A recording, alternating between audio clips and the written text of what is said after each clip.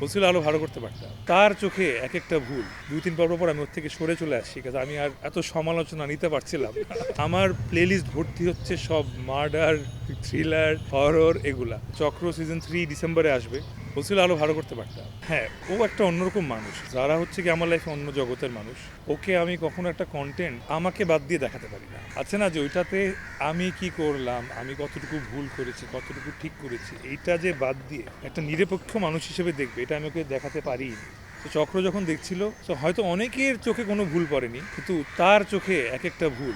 আমি লিটারালি পরে ২-৩ পর্ব পর আমি ওর থেকে সরে চলে আসছি, কারণ আমি আর এত সমালোচনা নিতে পারছিলাম না। হ্যাঁ, আসলে সে আমাকে পুরোপুরি ভাবে চেনে, আবার ভেতরটা বাহিরটা পুরোটাই সে জানে। তো আমি যত ভালো অভিনয় করি না কেন, সে আসলে বলতে পারে যে তখন আমার অভিনয়ের পিছনে আমার মাথায় আসলে কি চলছিল, অথবা আমি কোনদিন রোজা ছিলাম কিনা, যে কারণে হয়তো আমার চোখটা ছোট হয়েছিল। এগুলো সে খুব ভালো বলতে পারে। সে এরকম কিছুই বলেছে। আসলে এটা কেন বলেছে, বিকজ সে দেখে আমি প্রতিদিন কি দেখি। আমি হয়তো ব্যাচেলার পয়েন্টে অভিনয় করি, নেহাল চরিত্রে খুব সহজ কাজগুলো করি, কিন্তু আমার প্লেলিস্ট ভর্তি হচ্ছে সব মার্ডার, থ্রিলার, হরর এগুলা। তো ও দেখে বলে যে তুমি আসলে এগুলো স্টুডেন্ট, তুমি তুমি তো এটা আসলে আরো ভালো করতে পারো। আসলে এরকম চরিত্র খুব কম অভিনেতাই সবসময় করার সুযোগ পায়। এটা প্রথমবার করেছি, but thank god there is a opportunity এটা আরও ভালো করার, বিকজ সিজন 3 আছে, আপনারা সবাই জানেন। চক্র সিজন 3 ডিসেম্বরে আসবে, অ্যান্ড সেইটার প্রিপারেশন অলরেডি একরকমভাবে আমরা মেন্টালি নেওয়া শুরু করেছি। হয়তো মাস দুয়েকের মধ্যে শুটিংয়ে যাবো, বিকজ আর 4 মাসের মধ্যে ওটা রিলিজের টাইমও চলে আসবে।